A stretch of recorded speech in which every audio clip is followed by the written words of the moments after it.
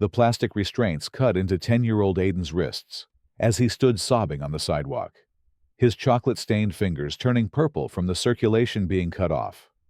Residents of Willow Creek Gardens gathered in horrified clusters, phones recording, voices rising in outrage. The boy's tears mixed with snot as he hiccuped through his terror, his oversized Pokemon t-shirt soaked with sweat from the 90-degree heat radiating off the asphalt. "Please, I wasn't doing anything wrong," Aiden whimpered, his voice cracking with confusion and pain. "I just want to go to Grandma's house." Karen Whitmore stood over him, her HOA security uniform tight across her broad frame, aviator sunglasses reflecting the horrified faces surrounding them. Her hand rested on the taser, clipped to her utility belt, fingers drumming against the yellow plastic casing as if itching for another excuse to use it. Sweat beaded on her upper lip, despite the portable fan clipped to her collar, and her breathing came in short, excited bursts that made her chest rise and fall rapidly. "He was running," she announced to the growing crowd, her voice carrying the authority she believed her position granted her. "Suspicious behavior. Could have been stealing. Could have been dealing. You people don't understand what I see every day in this neighborhood." 3 hours earlier, the morning had started like any other Tuesday in the suburban maze of Willow Creek Gardens. Aiden Rodriguez had been sitting at his grandmother's kitchen table, carefully dividing his allowance money into neat piles. $5 for his Pokemon card savings, $3 for the ice cream truck, and $7 for groceries. His grandmother, Maria, had been teaching him responsibility by sending him to the corner market alone, trusting the quiet 10-year-old to handle the simple task. "Mijo, get the milk, the bread, and some of those cookies you like," she had said, pressing the money into his palm and kissing his forehead. "Take your time. Be careful crossing the street.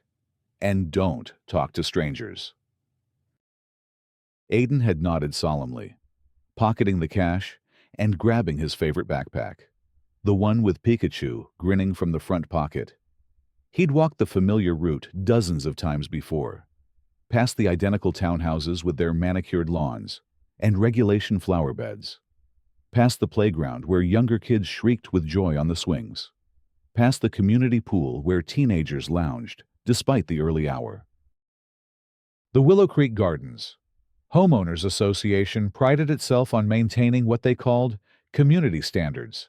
Every mailbox painted the same shade of forest green, every lawn mowed to precisely 3 inches, every flower bed containing only approved plantings from the association's official list.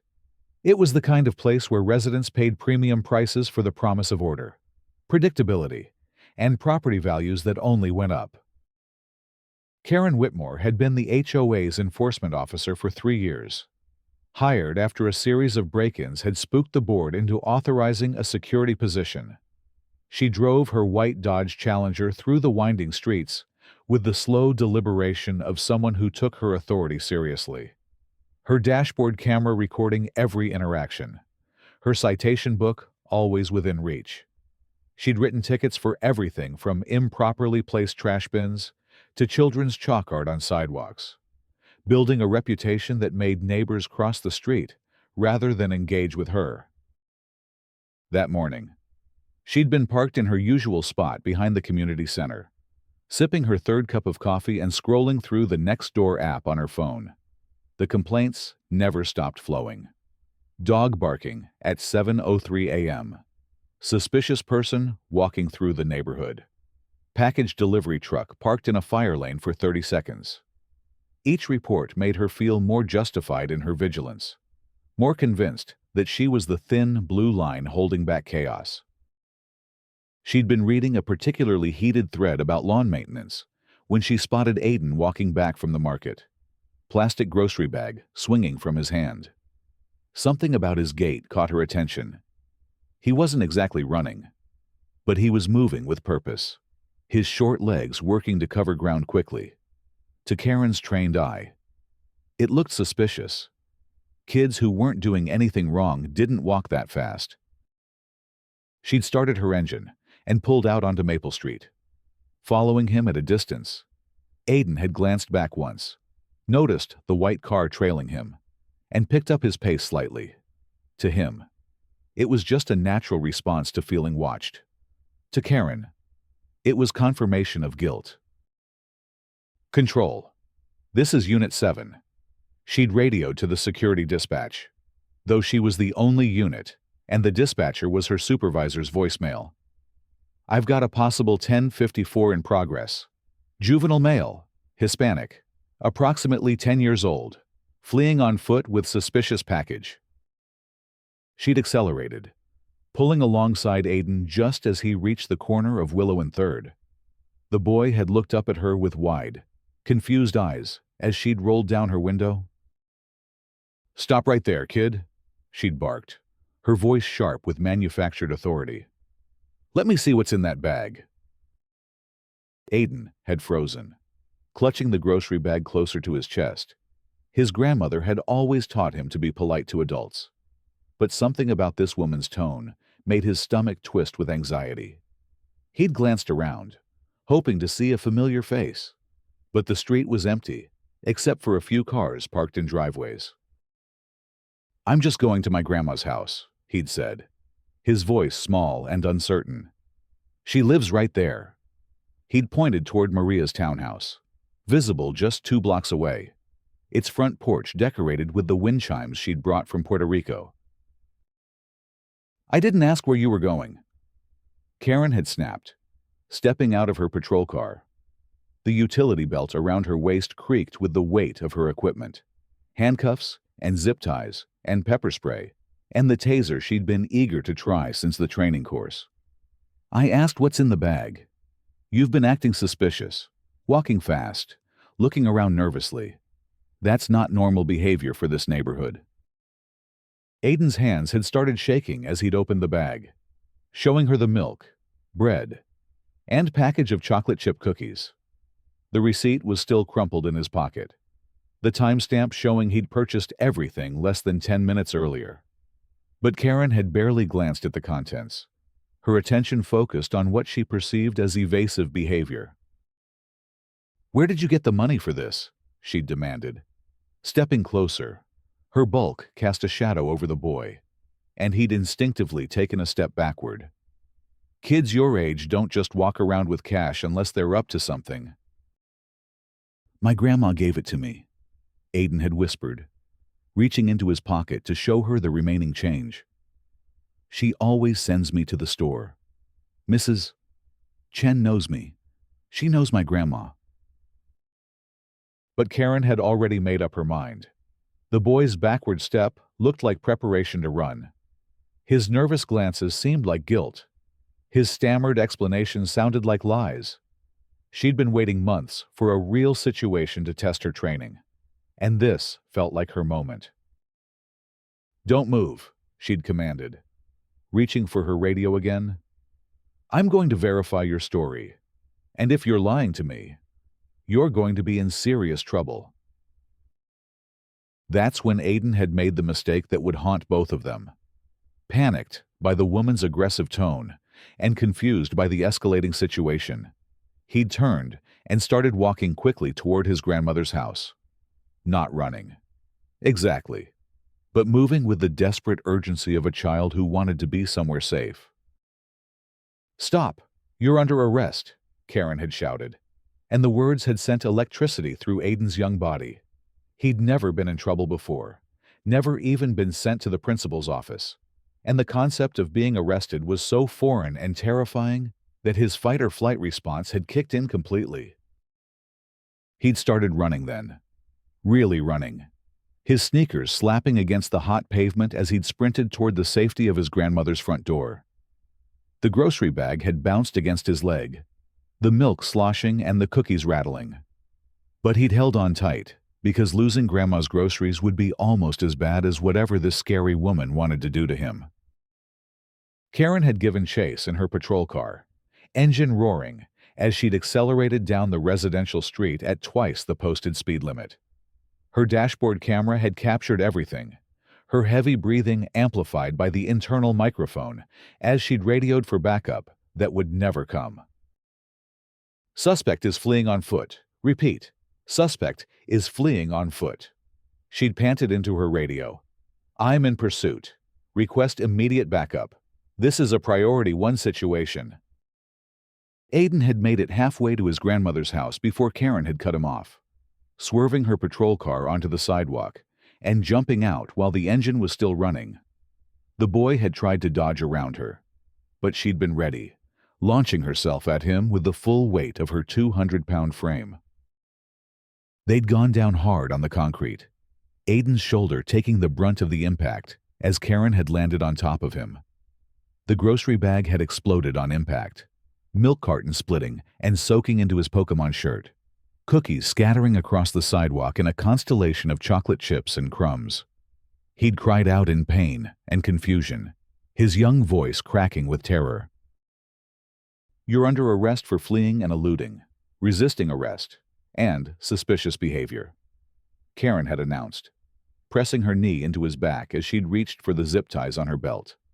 Her breathing was ragged with exertion and excitement, sweat dripping from her chin onto his back as she'd wrestled his arms behind him. I didn't do anything wrong, Aiden had sobbed, his face pressed against the rough concrete. Please, I just want my grandma. I didn't do anything. But Karen had been beyond listening. The zip ties had clicked into place around his wrists, plastic cutting into his skin as she'd tightened them more than necessary. She'd hauled him to his feet with unnecessary force, ignoring his cries of pain as the restraints had dug deeper into his flesh. Sit down and shut up, she'd commanded, pushing him toward the patrol car. But instead of putting him in the back seat, she'd forced him to sit on the hot pavement next to the vehicle, the asphalt scorching even through his jeans. You're going to wait right here while I figure out what to do with you. That's when the neighbors had started emerging from their houses. Mrs. Patterson from across the street had been the first, her elderly frame shaking with indignation as she'd witnessed the scene. She'd been followed by Jim and Sarah Morrison, the young couple who'd moved in last month, both of them holding their phones up to record. Then came the Johnsons, the Lees, the Martinez, a growing crowd of residents who couldn't believe what they were seeing. What the hell is wrong with you? Mrs. Patterson had demanded, her voice carrying the authority of her 83 years. That's Maria's grandson. You ignorant woman. He comes to visit every week. Karen had wheeled around, her face flushed with anger and defensive indignation. Stay back. Ma'am, this is official HOA business. This juvenile was acting suspiciously and then fled when confronted. I have every right to detain him pending investigation. Investigation of what? Sarah Morrison had called out, her phone capturing every word. Walking to his grandmother's house with groceries? Since when is that a crime? You don't understand the situation, Karen had replied, but her voice had started to waver as she'd realized how outnumbered she was becoming. More neighbors had continued to arrive, drawn by the shouting and the sight of a child in restraints. He was acting suspiciously, walking fast, carrying a bag, looking around nervously. These are all indicators of criminal activity. Jim Morrison had stepped forward, his paramedic training kicking in as he'd seen the condition of Aiden's wrists. Those zip ties are cutting off his circulation, he'd said, his voice tight with controlled anger. Look at his hands. They're turning blue. You need to loosen those restraints immediately. Don't tell me how to do my job, Karen had snapped, but she'd also taken a step closer to her patrol car, suddenly aware that the situation might be spiraling beyond her control. He's a flight risk. The restraints stay on until police arrive. You called the police on a 10-year-old Mrs. Patterson had asked, her voice dripping with disgust. For what? Walking while Hispanic. You should be ashamed of yourself. That's when Maria Rodriguez had arrived, Having heard the commotion from inside her house, the 70-year-old woman had run down the street faster than she'd moved in years, her house slippers slapping against the pavement as she'd pushed through the crowd of neighbors to reach her grandson. "Aiden, mijo, what happened to you?"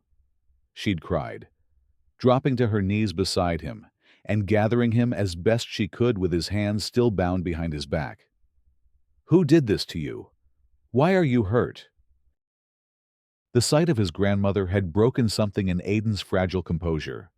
He'd collapsed against her, sobbing with relief and terror, his words coming out in a jumbled rush of Spanish and English as he'd tried to explain what had happened. Maria had held him as tightly as she could, her own tears flowing as she'd seen the damage to his wrists. "You cut those restraints off my grandson right now," she'd demanded, her voice carrying the steel of a woman who'd raised 6 children and buried a husband. "He was coming to my house, with groceries, like he does every week. What kind of monster ties up a child?" Karen had felt the situation slipping away from her completely. What had started as a routine stop had become a neighborhood incident, with phones recording her every move and voices rising in condemnation. But backing down now would mean admitting she'd been wrong, and that was something her pride couldn't accept. "Ma'am, I understand your concern, but this juvenile was acting suspiciously and then fled when questioned," she'd said, falling back on her training manual language. "I followed proper protocol for detaining a suspect.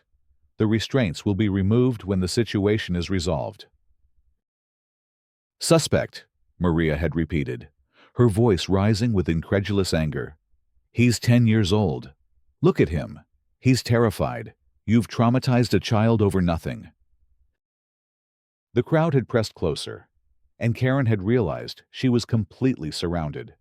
Phones were recording from every angle, capturing her flushed face and defensive posture, documenting Aiden's tears and the angry words of his neighbors. Social media would have the footage within minutes, and by evening, it would be trending across the internet. That's when Officer Dave Chen from the actual police department had arrived, responding to multiple 911 calls about an HOA officer assaulting a child. Dave knew the neighborhood well, knew Maria Rodriguez and her grandson, knew that Karen Whitmore had been generating complaints for months with her heavy-handed enforcement tactics. "What's the situation here, Karen?" he'd asked, his tone carefully neutral as he'd surveyed the scene. 20 years of police work had taught him to de-escalate first and ask questions later, especially when children were involved. "I've got a juvenile suspect in custody for suspicious behavior and fleeing," Karen had replied, grateful for the backup, but also nervous about explaining her actions to a real cop. He was acting strangely, carrying a bag, looking around, and when I tried to question him, he ran. Dave had looked at Aiden, still zip-tied and crying on the hot pavement. Then, at the spilled groceries scattered around them. Then, at the crowd of outraged neighbors. He'd seen enough domestic violence calls to recognize trauma when he saw it, and the child was clearly in distress. "Cut those restraints," he'd ordered, his voice carrying absolute authority. "Now!" "But he's a flight risk," Karen had protested. "Protocol states—" "I don't care what your protocol states," Dave had interrupted, stepping between Karen and the crowd. "That child needs medical attention, and those restraints are cutting off his circulation. Cut them now, or I will—" Karen had reluctantly produced her knife and cut the zip ties, freeing Aiden's hands. The boy had immediately collapsed into his grandmother's arms, his wrists showing deep red marks where the plastic had cut into his skin.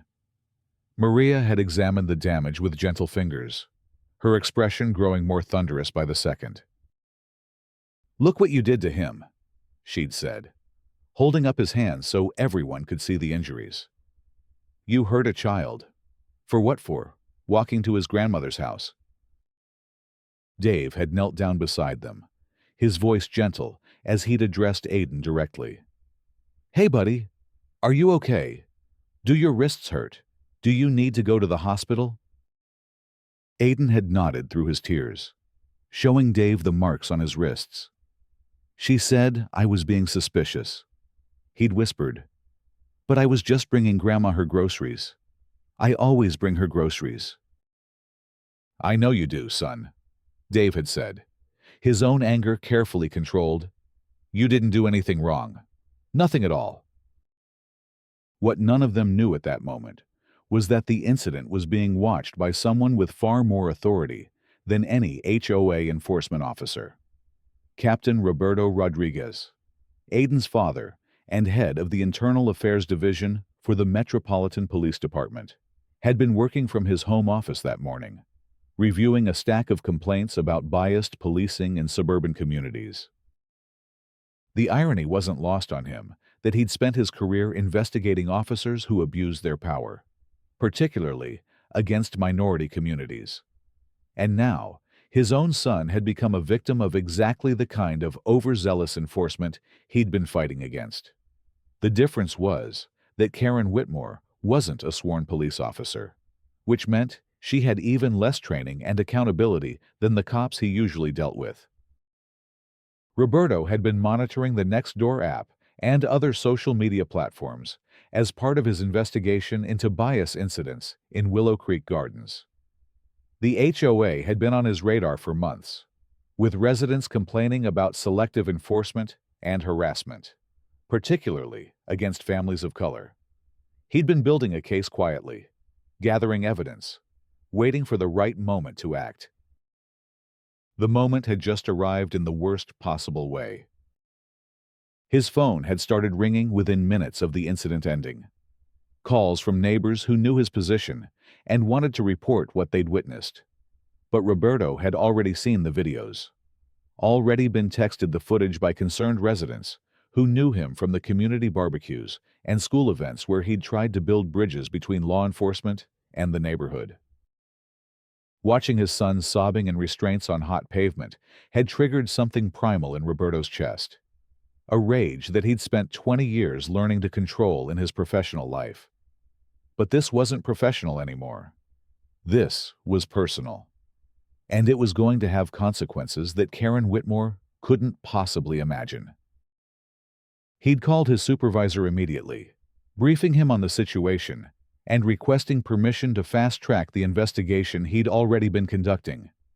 By the time Dave Chen had finished taking statements from witnesses, Roberto had already obtained copies of all the video footage and begun preparing a formal complaint that would involve not just Karen Whitmore, but the entire HOA board that had hired and enabled her. The next morning, Karen had arrived at the HOA office expecting to file her report and move on with her routine. She'd convinced herself overnight that she'd been in the right, that the neighbors had overreacted, that any reasonable person would have found the boy's behavior suspicious. She'd even practiced her explanation, polishing her language to make it sound more professional and justified. Instead, she'd found the parking lot filled with news vans and her supervisor, David Walsh, waiting for her with a grim expression and a stack of papers that would change her life forever. "Karen, we need to talk," he'd said, ushering her past the reporters and into his office. "I've been on the phone all morning with lawyers, with the police, with the media. What the hell happened yesterday?" "I followed protocol," she'd insisted, her voice defensive. "I observed suspicious behavior, attempted to investigate, and when the suspect fled, I pursued and detained him. Everything was by the book." "The book doesn't include zip-tying 10-year-olds to the ground," David had replied, sliding a tablet across his desk. "Have you seen this? It's been viewed 3 million times since last night. The hashtag #ZipTieKaren is trending nationally. The mayor's office has been calling every hour." Karen had watched the video with growing horror, seeing herself through the eyes of the cameras. What had felt justified and professional in the moment looked brutal and excessive on screen. The sight of Aiden crying with his hands bound behind his back, the sound of his grandmother's anguished voice, the angry condemnation of the neighbors, all of it painted her as the clear villain in a story that was already spinning out of control. "This isn't how it happened," she'd protested, but her words sounded weak, even to her own ears. "You can't see the full context. He was acting suspiciously. He had cash. He was nervous. He ran when I tried to question him." He was walking to his grandmother's house with groceries, David had said, his voice flat with disappointment. Every neighbor on that street vouched for him. Mrs. Chen from the market confirmed he'd just bought groceries with money his grandmother gave him. There was no suspicious behavior. Karen, there was just a scared kid trying to get home. The full scope of her situation had started to become clear when David had handed her a formal letter from the Internal Affairs Division, signed by Captain Roberto Rodriguez. The letter informed her that she was under investigation for assault, false imprisonment, and violation of civil rights. It also mentioned that the investigation would be expanded to include the HOA's policies and oversight of security personnel. "Rodriguez," Karen had said, the name clicking in her mind. "That's the kid's name. The boy I arrested. The boy you assaulted." David had corrected, and yes, that's his name. Captain Roberto Rodriguez, head of Internal Affairs. The same Captain Rodriguez who's been investigating complaints about our security practices for the past 6 months. The blood had drained from Karen's face as the implications had sunk in. She hadn't just attacked a random child. She'd attacked the son of one of the most powerful law enforcement officials in the city, a man whose job it was to investigate exactly the kind of abuse she'd just committed. "I didn't know," she'd whispered, but David had already moved on to the practical consequences of her actions. "Effective immediately, you're suspended without pay pending the outcome of the investigation," he'd said, producing another stack of papers.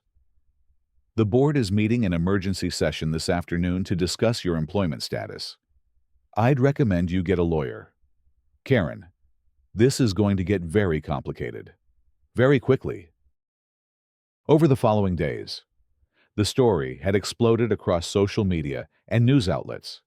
The video of Aiden in zip ties had been shared millions of times, accompanied by outraged commentary about the militarization of suburban security and the targeting of minority children. Zip Tie Karen had become a rallying cry for communities dealing with overzealous HOA enforcement, and Karen's face had become a symbol of everything people hated about petty authority run amok. The investigation had moved swiftly. Captain Rodriguez had assembled a team of investigators who'd interviewed every neighbor, collected all available video footage, and built a comprehensive case that painted a picture of systemic problems within the Willow Creek Gardens HOA. They'd discovered a pattern of complaints about Karen's behavior, mostly from residents of color, that had been ignored or dismissed by the board. Mrs.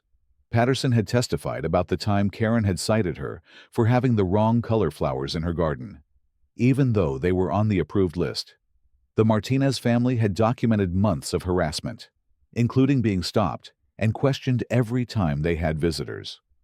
The Lees had been threatened with fines for their children's bicycles being visible from the street, despite the fact that other families kept bikes in the same locations without consequence. The most damaging evidence had come from Karen's own dashboard camera and radio transmissions. Her excited breathing during the chase, her use of police codes she wasn't authorized to use, her escalating language as she'd convinced herself that a child walking home was a dangerous criminal.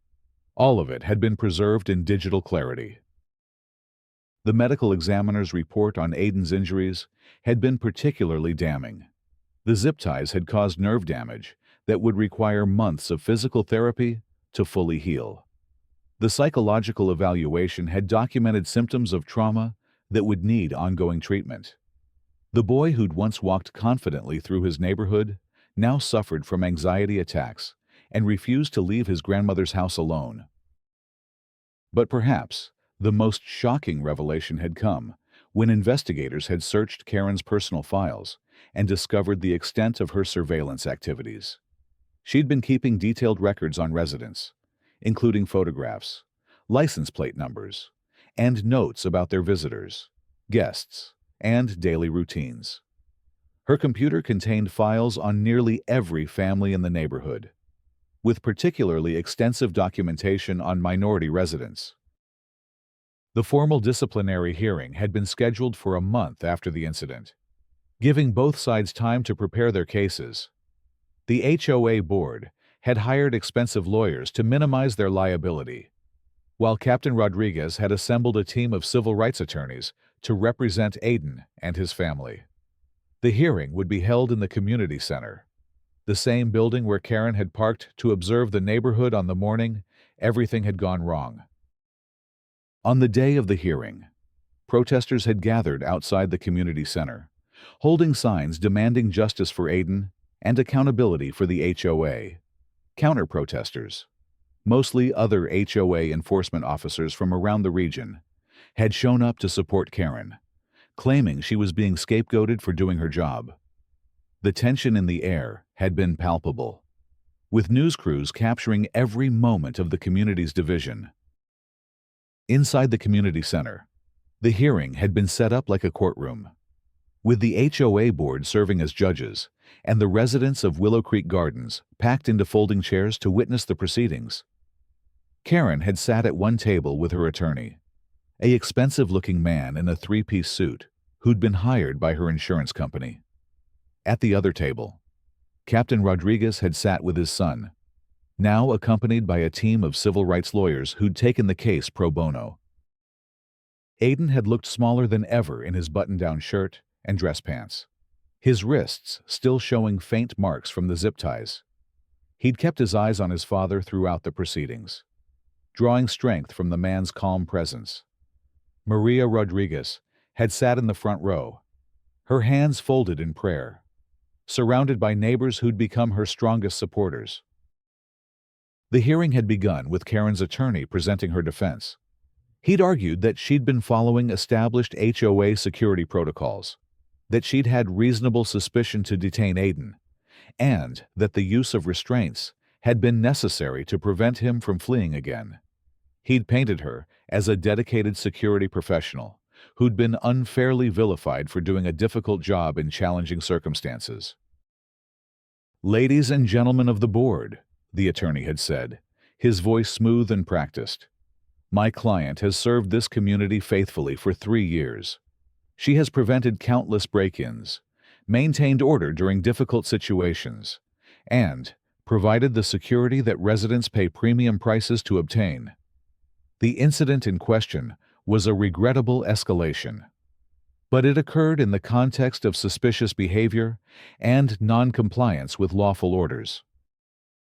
He'd shown carefully edited video footage that made Aiden's movement appear more furtive. That emphasized his backward glances and quick pace. He'd brought in expert witnesses who testified about the challenges of community security and the split-second decisions that officers had to make in potentially dangerous situations. But when Captain Rodriguez had stood to present his case, the atmosphere in the room had shifted dramatically. His 20 years of law enforcement experience had given him a commanding presence, and his personal stake in the case had added an edge of controlled fury that made everyone in the room sit up straighter. "Board members, residents, ladies and gentlemen," he'd begun, his voice carrying the authority of someone who'd testified in hundreds of courtrooms. "What we're discussing today isn't just about one incident. It's about a pattern of harassment, intimidation, and discriminatory enforcement that has been allowed to fester in this community for years." He'd presented a comprehensive timeline of complaints against Karen, showing how the board had repeatedly ignored warnings about her behavior. He'd displayed photos of Aiden's injuries, medical records documenting the ongoing trauma, and psychological evaluations showing the lasting impact of what had happened to him. Most powerfully, He'd shown the unedited video footage from multiple angles, letting the board and the crowd see exactly what had transpired. The sight of a grown woman tackling a child, zip-tying his hands behind his back, and forcing him to sit on scorching pavement had been devastating in its clarity. This wasn't law enforcement, Captain Rodriguez had said, his voice rising with controlled emotion. This wasn't community security. This was an adult assaulting a child because she saw a Hispanic boy walking through a neighborhood and decided he didn't belong. The same neighborhood where his grandmother has lived for 8 years, where he visits every week, where every neighbor knows his name. The testimony from neighbors had been equally damning. Mrs. Patterson had spoken about the climate of fear that Karen had created, how residents of color had started avoiding common areas and community events. The Martinezes had detailed months of harassment that had made them consider moving despite loving their home. The Lees had described how their children had stopped playing outside because they were afraid of being questioned by the security officer. But the most powerful moment had come when Maria Rodriguez had taken the stand. The elderly woman had spoken in a mixture of English and Spanish, her voice shaking with emotion as she described watching her grandson being brutalized by someone who was supposed to protect the community. "I came to this country 50 years ago," she'd said, her words carrying the weight of decades of experience. "I raised 6 children here. I buried my husband here. I made this place my home. I thought my grandson would be safe here. I thought the people who were supposed to protect us wouldn't hurt a child for walking to his grandmother's house." She'd shown the board photos of Aiden's wrists, detailed his ongoing nightmares and anxiety attacks, described how a confident, happy child had become fearful and withdrawn. Her testimony had left several board members visibly shaken, and the audience had been completely silent except for the sound of people crying. Karen's attorney had attempted to cross-examine Maria, trying to establish that Aiden's behavior had indeed been suspicious. But the elderly woman had cut him off with a look that could have melted steel. "He's 10 years old," she'd said, her voice rising with indignation. "He was bringing me milk and bread and cookies. What's suspicious about that? That he's not white, that he doesn't live here full time, that he walks fast because he's excited to see his grandmother." The attorney had backed down, realizing that attacking the grandmother would only make his client look worse. But the damage was already done. The board had seen enough evidence to understand that this wasn't an isolated incident, but part of a larger pattern of discrimination and abuse. The final piece of evidence had been Karen's own personnel files. Subpoenaed by Captain Rodriguez's legal team, they'd revealed a history of excessive force complaints from her previous job as a mall security guard, disciplinary actions for inappropriate use of authority, and psychological evaluations that had raised red flags about her fitness for duty. The HOA board had hired her despite these warning signs, prioritizing her willingness to be aggressive over her qualifications or judgment. When the evidence phase had concluded, the board had recessed for deliberation. They'd been gone for less than 30 minutes before returning with their decision. Board President Margaret Collins had looked visibly shaken as she'd read the findings aloud to the packed community center. "After careful consideration of all evidence presented," she'd announced, "the board finds that Karen Whitmore engaged in conduct that was not only inappropriate, but criminal in nature. Her actions violated our community standards, endangered a child, and brought shame upon our entire neighborhood." The board had voted unanimously to terminate Karen's employment immediately. They'd also voted to revoke her security license and ban her from all HOA property. Most significantly, they'd agreed to a financial settlement that would cover Aiden's medical expenses, therapy costs, and establish a college fund for his future education. But the consequences had extended far beyond Karen's employment. The internal affairs investigation had resulted in criminal charges against her for assault, false imprisonment, and civil rights violations. The district attorney, facing public pressure and overwhelming evidence, had decided to prosecute the case to the fullest extent of the law. The HOA itself had faced significant financial penalties. The city had fined them $200,000 for inadequate oversight of their security contractor. The Homeowners Association had also been required to implement new training procedures, establish an independent oversight committee, and hire a community relations specialist to rebuild trust with residents. 6 months after the incident, Karen Whitmore had been sentenced to 18 months in prison, followed by 2 years of probation. She'd also been ordered to pay restitution to the Rodriguez family and perform community service at a children's advocacy center. Her security license had been permanently revoked, and she'd been banned from working in any law enforcement or security capacity. The case had become a landmark precedent for holding HOA enforcement officers accountable for their actions. Legal experts had used it to push for legislation requiring better training and oversight of private security personnel. Civil rights organizations had pointed to it as an example of how quickly routine interactions could escalate into life-changing trauma when authority figures acted on their biases. For the Rodriguez family, the aftermath had been a mixture of justice and healing. Aiden had gradually recovered from his trauma with the help of counseling and the support of his community. He'd returned to visiting his grandmother regularly, though he now carried a cell phone and checked in with his parents more frequently. The confidence would take longer to rebuild. But the love of his neighbors had shown him that most people were good, and that what had happened to him was not normal or acceptable. Captain Rodriguez had used the case to launch a broader investigation into discriminatory policing practices in suburban communities. His work had led to policy changes in multiple jurisdictions and had earned him recognition as a leader in civil rights enforcement. But his greatest satisfaction had come from seeing his son smile again, watching him regain the joy and confidence that had been temporarily stolen by one woman's prejudice and abuse of power.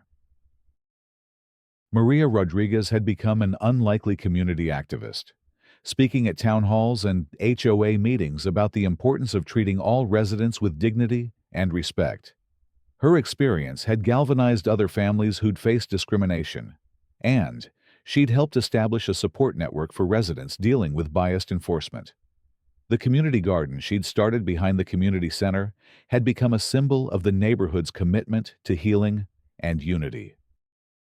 The Willow Creek Gardens neighborhood had ultimately emerged stronger from the crisis. The incident had forced residents to confront uncomfortable truths about bias and discrimination in their community, leading to difficult but necessary conversations about inclusion and justice. New residents like the Johnsons and the Lees had found their voices and become advocates for change. Longtime residents like Mrs. Patterson had used their influence to push for better policies and accountability. The community center where the hearing had taken place had been renamed the Aiden Rodriguez Community Justice Center, a reminder that even the youngest members of society deserved protection and respect. The center now hosted regular workshops on civil rights, conflict resolution, and community policing, ensuring that the lessons learned from one terrible day would help prevent similar incidents in the future. 2 years later, Aiden Rodriguez celebrated his 12th birthday with a party in the community center that bore his name. The room was filled with neighbors who'd supported his family through their darkest time, friends who'd learned about courage from watching him heal, and community leaders who'd been inspired by his resilience.